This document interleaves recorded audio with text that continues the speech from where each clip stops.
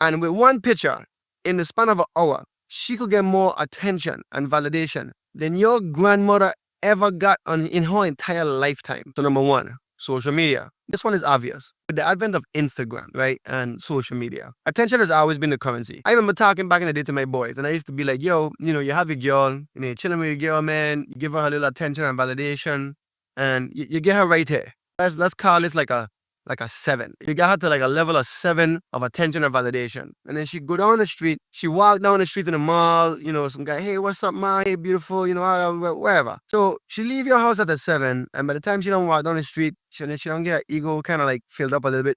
She boosts up to like a 8.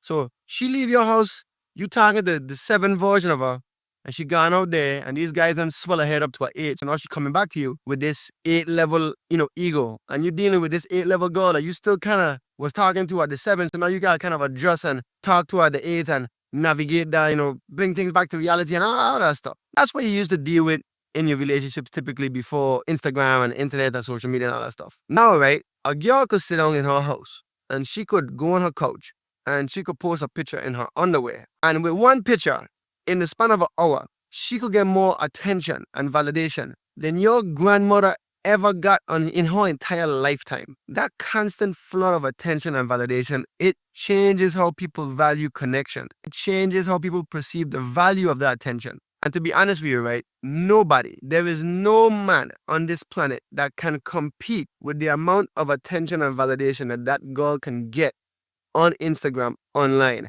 from the hundreds and hundreds of men out there that want to slide in her DMs, like her pictures, and send her comments.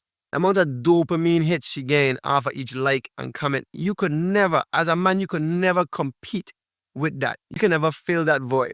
And to be honest with you, you shouldn't try to. And that's part of the reason why genuine connection now feels so rare. That's all you gotta do. A lot of these girls will let that guy go because they don't want to give it to their Instagram. They would give up that dude to keep their Instagram, just to keep that ability to have access to all that attention and validation. It's always been the drug in a way, but social media has been the delivery system that amplifies it 1,000-fold.